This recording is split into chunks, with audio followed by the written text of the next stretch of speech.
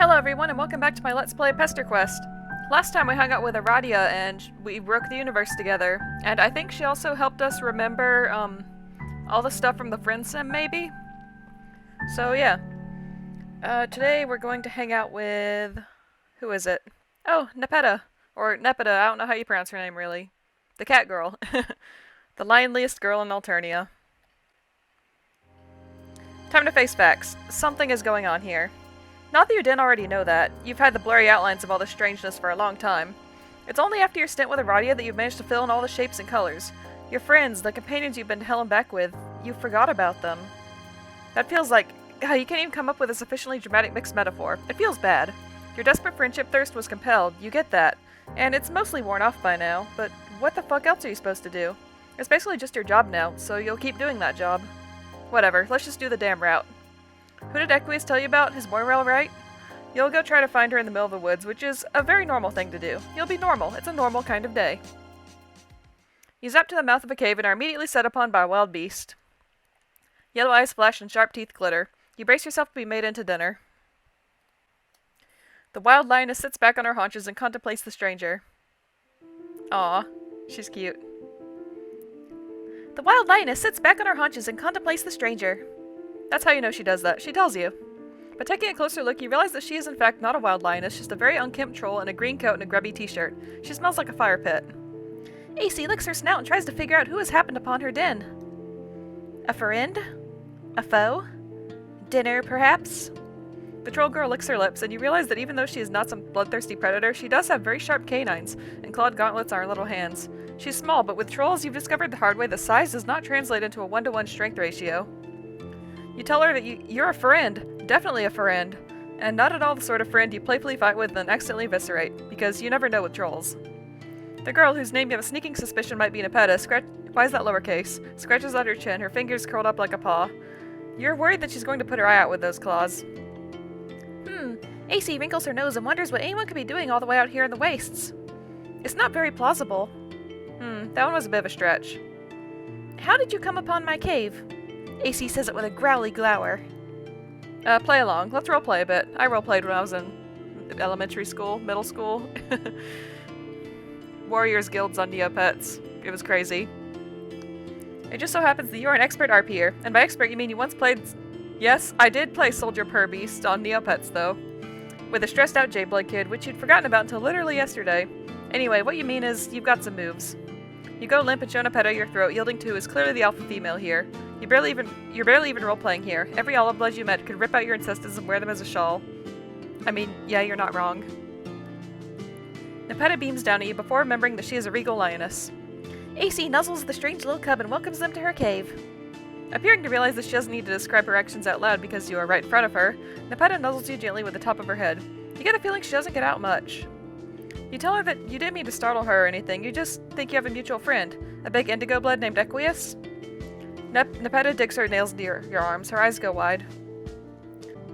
You know Equius? How? Where did you meet him? Tell me everything! Well, it's kind of a funny story.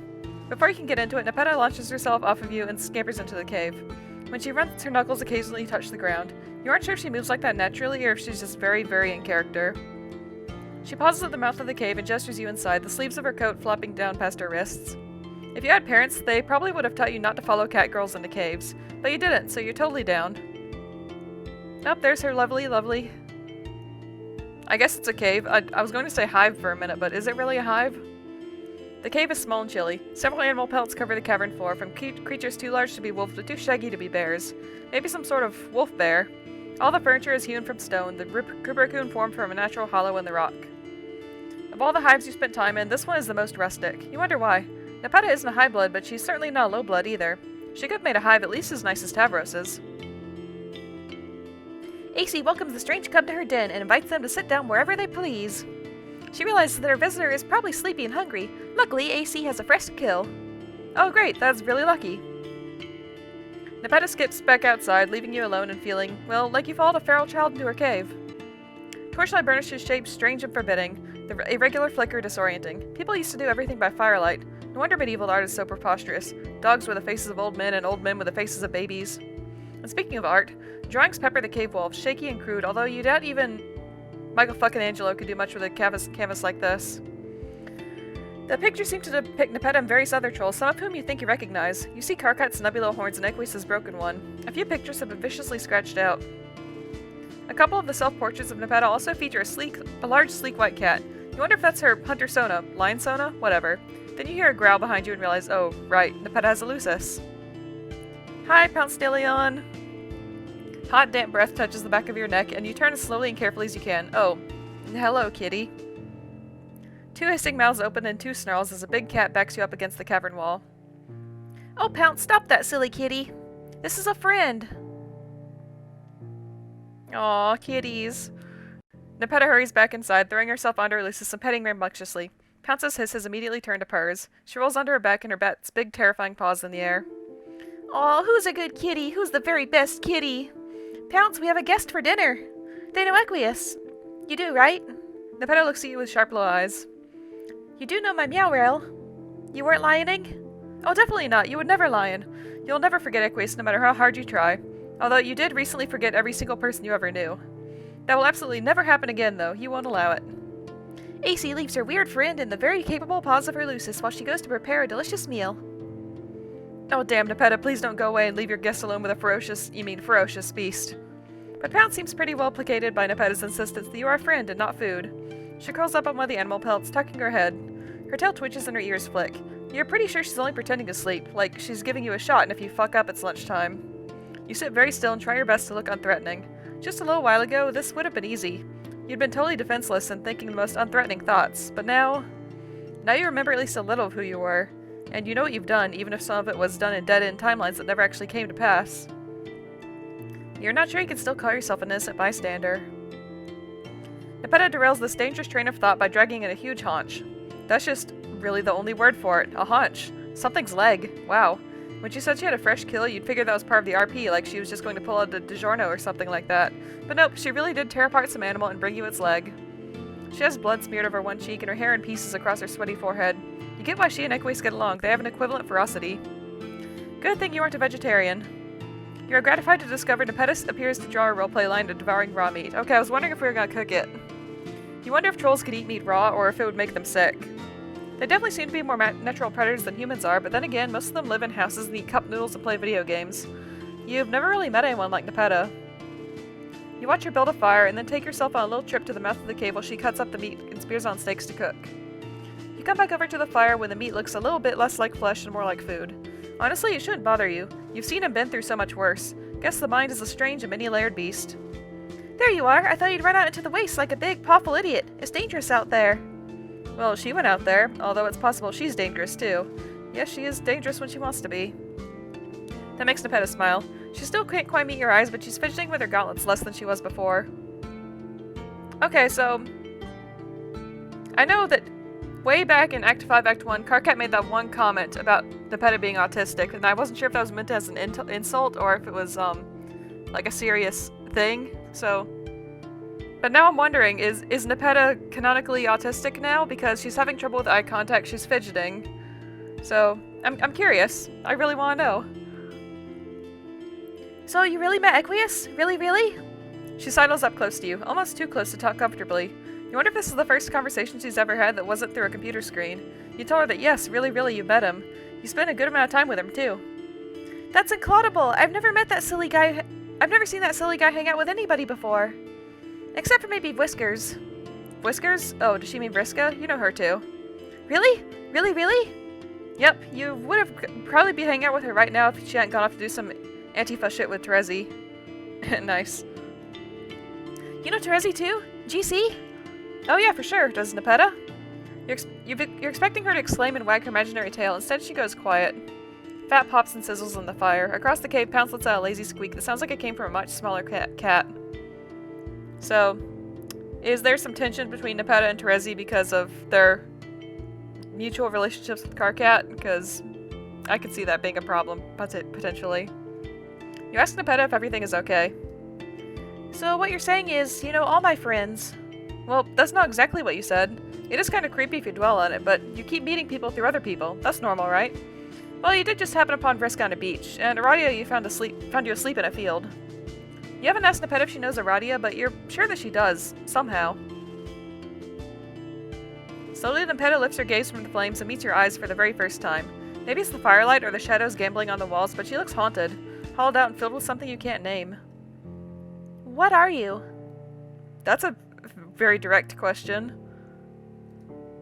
Nepeta may be goofy and playful and awkward. That doesn't make her an idiot, and you get the idea that treating her like one is a very good way to have a very bad time. Let's just be straightforward about it. Why not? You tell Nepeta that you don't know what you are, or even who you are. You certainly know better than you did a few volumes ago, but you think you're an anomaly. You've crash-landed into someone else's story. Nepeta is still watching you carefully, muscles wound tight. She's ready to pounce. On the fire, the meat begins to blacken and burn, but neither of you say anything. There goes dinner. Me and some friends were supposed to play a game. Different from the games we usually play. Even Echoes was gonna play this time, and he usually hates games. But then the game didn't work. Oh right, you know about the game. She blinks at you. I dream sometimes. Dreams? Well, that's pretty normal. Not normal dreams, dummy. At least, I don't think they are. I suppose that even if they aren't, I wouldn't have anything to compare them to. They're the only sort of dreams I've ever seen. I'm not sure what they are. I see other Nepetas sometimes. Sometimes Pounce is there, and sometimes she's dead, and that always makes me very sad. I see my friends, too. And other people I don't know, but who I think would be pretty good friends if I ever got the chance. The bright, hopeful note in Nepeta's voice digs deep at the center of you, plucking at your nerves like a cello string. It makes you so impossibly sad. You don't know why. I don't see you, though. I don't think you fit in here. Ouch. I apologize. I didn't mean to make you feel bad.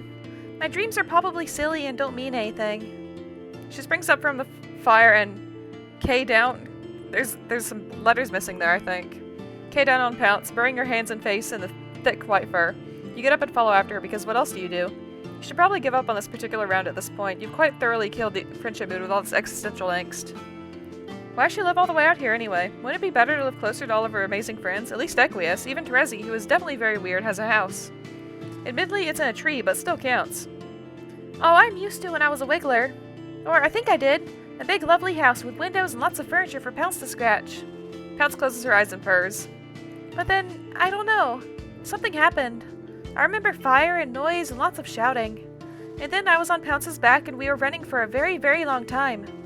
I think it was pretty terrible. Nepeta's fingers tighten on Pounce's ruff. I like it here. You think back to a different olive-blood girl and an oversized Jaga who lived rough, and another who made her living with murder. In fact, you could see Nepeta growing up into someone very much like Polypa. Sharper, meaner, all of her bright edges sanded off, her games transformed into a struggle for survival. Even now, sitting bathed in firelight, she looks tired. Every troll you've met carries the same exhaustion between their shoulders, even the high-bloods to a certain extent. They are worn to the bone by the sheer weight of history and a future that promises more of the same. What does one do in the face of such insurmountable misery? How can you, a simple, silent protagonist, ever begin to combat something so all-consuming, so monstrous? Nepeta is waiting for you to trudge through your mandatory self-aggrandizing, introspective interlude. So you do all you've ever claimed to do. You hold out a hand and wait for her to take it. Zap. Oh, yes! Let them meet. Let them hang out. Nepeta yelps and jumps an impressive 4 feet into the air. Fair. You were doing a dramatic gesture and forgot to prepare for it. Sorry about that. Where? Huh? This is... Despite Equius' incredible strength and barely contained excitement, which he wraps Nepeta up in a glistening, obscenely muscled arms, the embrace is the gentlest you've ever been witness to. Aww. This is an incredibly unorthodox manner for a pair such as ourselves to become acquainted. I apologize for this gaudy display of public affection. It is extremely unseemly of me. Well, he isn't really in public right now. Actually, the opposite. You're the asshole who popped into his private living space with zero warning. I suppose that's right. This is not the first time you have intruded on my space. Just let yourself in and out. How indecent. Okay, dude, calm down. You'll get all sweaty. I am always sweaty. Equius, you're smooshing me! Oh. Equius lets go, but he doesn't step away. He's looking at Nepeta like he can't quite believe she's real. Are you real? I think so. I don't know how I got here. Don't worry about it. Just think of it as a reward. Oh, that's so cute. She's like running around him. A reward for being such a very good kitty. Wow, is that a weird thing to say? That was pretty weird. You'll take it back. But Nepeta doesn't seem to have noticed your fumbling. She's scampering around Equius in increasingly excited circles. Maybe you can't fix the kids' lives. Maybe you can't improve society. But when it really comes down to it, you have the power to bring friends together. And damn, you'll take it. Aww. This is literally my face right now. This is me. They're so cute. They are my favorite Moirails. Really, I love them. They're so cute together. Alright, let's ruin everything. What? No, I'm not. I'm totally normal. Deflect. Wild. It's really wild that she doesn't see you in her dreams. No reason. Oh, by the way, does she want to see your sweet powers? You have super sweet powers. Zap. Oh, hi. Hi. I wasn't expecting human kids. Hold on, give me a minute to get my voices. Okay, so let's see what we got here. Jade's room is bright and cheery, fresh flowers in the hanging pots, curtains pulled open wide to let in the afternoon sunlight. Jade sits on her bed while Dave paces in front of a line of Squiddle toys, carefully assembled in neat ranks. This blue one is clearly in charge. Look at his dominant posture. Also, he's the only motherfucker not tentacle deep in his homie. He's an untangled buddy that's some shit really cuts to the core of it, like emotions. It's actually because the magnets in him are messed up and always have been. Harley, you are ruining the magic. Come on. Oh, hey, mailman. Did you bring another stray alien? Because the last one had a fucking attitude and also surprisingly good snack sense. Snack sense? Yeah, sense for snacks. Like, you'd think it would have occurred to me before to combine M&Ms with popcorn, but never did. Guess because I wasn't raised right. But yeah, Karkat has a good tongue. Oh, I just want to screenshot this.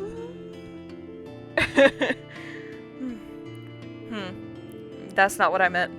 Anyway, hi, troll girl. Sup? Oh yes, I wanted to meet you guys. Are you the same aliens who harassed us for years and then stopped for seemingly no reason, but actually probably because the fake mailman ruined everything? Well, damn, Jade. Sorry, that's not how I meant it. I just realized my Nepeta voice and my Jade voice are almost the same, I'm sorry. Who are you people? Where am I?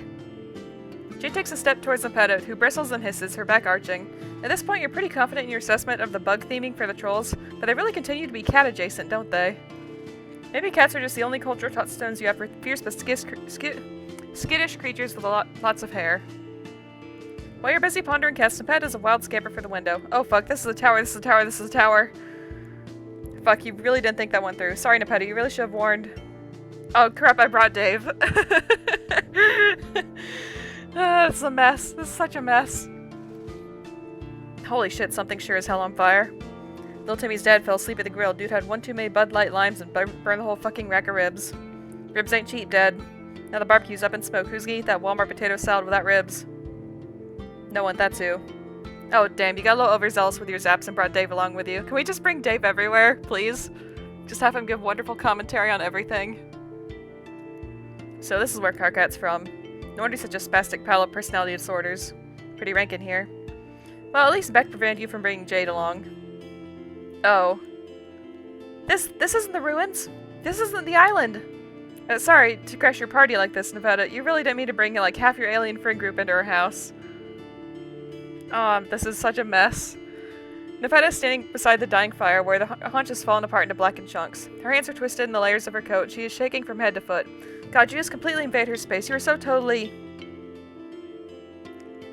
I can't make a growling sound, I don't think. Oh no. Pounce has placed herself between Nepeta and the rest of you. Or more accurately, between Nepeta and Jade. Her eccles are up, her two mouths hissing. Oh fuck, does she smell Beck on Jade? This sucks, actually. Pounce, wait, don't do anything yet, just... Pounce! Do you get there in time? Yes? Pounce's claws feel as big as they look. They're sharp, too. Sharp claws. Incredible, those claws. Santa claws. Red soaks into the green velvet of your dress, slicking it heavy against your chest and stomach. Christmas. Wind whistles in your ears, accompanied by the strange ringing of chimes. Oh, no, those are screams. You collapse backwards, waiting for the inevitable curtain of darkness to fall on your consciousness. Oh well, you'll do better next time. Or not. Instead of hitting the ground and finding yourself catapulted back to a menu screen, a pair of hands catches you and eases you down to the cave floor. Several pairs, actually. Your head is cushioned by something soft, and for a moment the voices around you come into focus. Don't have any idea what to do. Do you know... First aid and shit, but I'm pretty sure they don't actually have any organs. Shh, please, everyone be quiet! Darkness closes in on you, but it's a kinder darkness than you're used to. A darkness untouched by failure. Hold up, what's happening? Consciousness fades back in on slow waves of sensation. The first thing you see is firelight on the cave wall, strange shadows lapping across the rock and playing out a story you believe you could understand if your body was a little less heavy and your brain less full of mush. You try to sit up. Wow, you are not going to sit up. Don't try to sit up! You gotta start bleeding again! Dave, go get Nepeta, they're awake! Oh, dope, okay. Hey, Leijon. Here, kitty, kitty, kitty. I twitch my Q's fuck little nose as soldier come hither for the homeless cat woman alien who lives in this cave.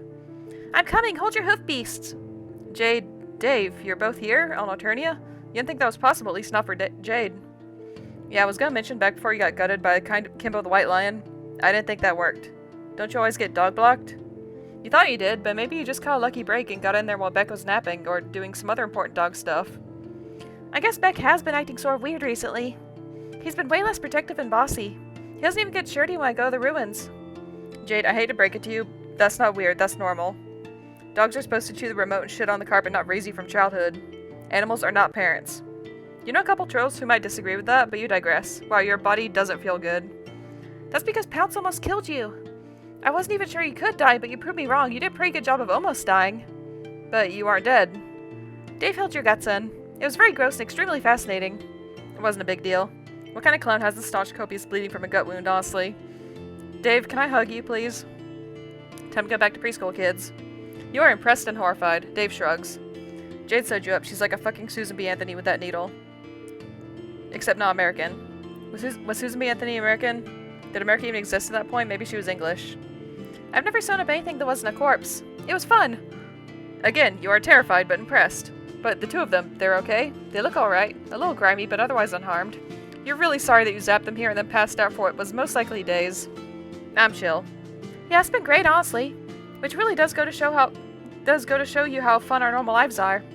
Yeah, kind of pathetic actually when you think about it. But Nepeta has Wi-Fi at least. He holds up his phone open to the messenger app. You can just make out familiar lines of red and gray text. Aw, you've been chatting with Carcat. Are you dating yet? He's using his persona name, oh my goodness. Move over, Aquit, coming through! Nepeta appears, shoving aside Dave and Jade and hunkering down at your bedside, or on your pile of furs on the cave floor. Speaking of which, is there a greater than zero chance that we will see Dave Peta Sprite at any point in this game? That would be lovely. I love Dave Peta Sprite. Her hair hangs lank around her face and patches of your blood liberally stain her coat, but apart from that, she seems to be in an excellent mood. Hi, Nepeta. Sorry for bleeding all over the place. Don't be silly, silly! Just drink this. She hands you a small clay cup full of something hot. What is it? Herbs! She pronounces the H. Okay, herbs. What kind of herbs? Healthy ones. Probably some dank shit, mailman. Better watch out. I feel like Nep knows where to get the nip if you catch my drift. Shh, Aquid, stop being weird. They'll help the healing process. I find them in the woods. Well, damn if you find them in the woods. I get most of my remedies from the jungle too, Dave. Grandpa left me plenty of antibiotics and formaldehyde, but nothing for a headache or a bad tummy. He just used to tell me to chin up, little jadelet. Oh yeah, my bro's the same way. Ibuprofen. Never heard of him. There's nowhere to get jungle medicine though, unless we're talking about the concrete jungle. Like there's an old guy named Stevie who camps out in the lobby and he'll fucking hook you up, but also I think he's a sex offender. Your plan sounds like so much fun. Yeah, it's alright. You thank Nepeta for the herb and take a little sip. It sure does taste like a bunch of boiled grass. Could be worse. You think Nepeta probably made the cup herself. She's probably made everything in here. Honestly, if there's anywhere on the planet you could choose to get mortally wounded, doing it near Nepeta was probably the right call. Nepeta smooths your blanket with a little nervous presses of her hands. She's back to not looking you in the eye. I had a very long talk with Ponce and told her that she's been a very bad kitty. She feels just awful about it and would like to make it up to you if she can. She's hunting something extra delicious right now. Oh, Ponce didn't need to do that. It really wasn't her fault. You just got your dumb ass in the middle of everything as usual. Better you than Jade, definitely. Since you're the main character and therefore probably can't die permanently. That makes no sense to me. It's fine. Aquit, can you hand me that Perlo? Oh, which one? Why does Nepeta keep calling Dave Aquit? We bonded over shared interests. Except some of us are totally 100% innocent, our interests instead of acceptably ironic. Which is fine, it's not a big deal. Don't worry about it. Okay, you won't. The world begins to soften around the edges, melting like a scoop of ice cream. These herbs certainly appear to be the good shit. No matter what choices you make, when this particular writer gets a hold of you, you tend to do drugs. Oh, it's the same person who did, like, Sarava and somebody else we did drugs with, right? I guess Gamzee?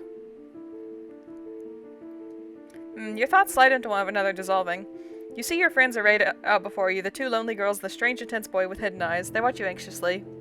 You started this journey believing you needed to save these kids, and maybe that's still true. They certainly need someone to fix this mess of their lives and their plants and the crushing weight of brutal reality bearing down on them.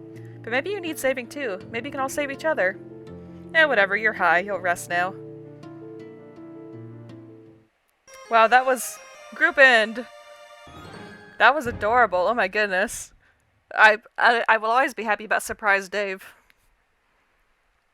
Well, I was expecting 2 happy endings. Let's not get in the way this time. Let Jade get very hurt. The next few moments happen so fast that you barely have a chance to catch sight of them, let alone intervene. Pounce leaps over Nepeta, landing on a rock and springboarding off it with her back legs and right at Jade. Oh god, oh no. Pounce's claws are so big and so sharp, and Jade is just a little girl. Oh, she has guns. I forgot. Oh, Nepeta's gonna be so upset. Bang. Oh, Nepeta, I'm sorry. Pounce hits the ground with a thud so heavy it vibrates up your legs. Smoke curls out of the nose of Jade's rifle, a shot loud enough to make you all go temporarily deaf, so you don't hear Nepeta's scream. It's more than a sigh, like wind or the distant wail of a train. She leaps— oh, crap. This is going to go terrible. Dave is just standing there awkwardly. She leaps for Pounce, eyes blazing wide and unseeing. Jade starts forward, Nepeta shrieks, raking out with her clawed gauntlets and catching Jade across the arm. Holy fuck. Jade reels backward, her arm held protectively against her chest. Her shoulders heave with thick, choking breaths. Then she turns and runs from the cave. Jade. Fucking Jesus, Dick. Dave tears off after her. Holy shit, this is a complete nightmare. You teeter, torn between 2 disasters. Nepeta cradles her sister's head in her lap, rocking slowly back and forth. You say her name once. Twice. She doesn't even seem aware you're here. You've done everything you can here. That is, you've done nothing. You hurry to the mouth of the cave, hoping to get a glimpse of red and white. There's nothing, just the endless sway of trees and chirps of night creatures. Nothing to suggest that 2 human kids, one bleeding profusely, had ever been here. Motherfuck, how could you have let this happen? You need to find those kids. You imagine Jade, her copious hair, that bright smile, her tired eyes. You stand at the edge of a canyon. Oh, this is where we met, Azdaja, right? Alone. It's clear there's no one around for miles. You aren't anywhere near Nepeta's cave. Jade could never have gotten here this fast. You messed up somehow. You think of Jade again, but this time you add in her stricken expression and the blood dripping down her forearm. You appear in an old train station. Fuck, okay, at least you can see the damn woods now. But still, no Jade. You think of Dave, sardonic glint, casual lean, muttering his jokes to himself before typing them out. Shit, damn it. I like how thinking of Dave brought to Kargat's place, though. Okay, that's enough Dave Cat for me, I'm sorry. This isn't even the right planet. Ugh. Yeah, you know. Calm down, T-posing god person. You sat back to the mouth of the cave. The fire has died down, everything is still, and just the sight of the dark opening makes you feel like you are not welcome here. A girl lost her Lucis and it is your fault. 2 human strangers are lost in the wilds of Alternia and it is your fault. Your powers are growing, you could feel it. That's why Bet couldn't stop you. Then why can't you find the kids? Because they aren't where they belong. You fucked something up again, the continuity, the timeline, something. Thematically, Dave and Jade don't fit in here, but now they're stuck, all alone because of you. Game over. Yeah, that's a pretty bad ending. I believe there's one more where we don't bother role-playing. Stop this nonsense. You tell Nepeta that you will happily explain to her exactly who you are and what you're doing skulking outside her cave, but could the 2 of you maybe key down the drama? Talk like normal people? You've been down this road before and it's kind of bringing back painful memories. Oh. Nepeta leapfrogs off of you, a distinct all-flush crossing the bridge of her nose. While you didn't mean to embarrass her, just a productive combo doesn't seem possible if one of you's pretending to be a lion or whatever. Nepeta nods jerkily. Her gaze is firmly fixed on a boulder a few feet to the right of you. Her body language, which moments ago had you wanting to zap for cover to protect both your dignity and internal organs, is now stiff and wary. She looks even smaller than before. She mouths something that you can't quite catch, then she turns tail and scuttles back into her cave. God damn it, Nepeta, wait! You hurry after her, but you stop at the sound of a deep, resonant growl. There's something in that cave, and it's definitely not a kid playing a game. Hi, Pounce. Pounce is a very big kitty. Alright, I think that's everything with Nepeta. Yep. Chum roll. Okay, we got the 2 endings with Nepeta. The strange little cub. You help Nepeta and her meow rail ship sail. Aw. AC shares her possum dim with E-furry grub. Is that supposed to be a very, very bad pun for everyone or something? Alright, warnings. Probably something about animal death. Violence, maybe. Blood. Blood, animal tech, parental injury, animal injury, and drugs. Yeah. Alright. So. That was cute. I like Nepeta. She's not one of my favorites, but I do enjoy her. I'm glad that there were 2 happy endings, one where Nepeta and Equus hung out. I figured that'd probably be the good ending, or at least one of them. And then a surprise visit from Dave and Jade, which was awesome. Yes, I love Dave forever, always.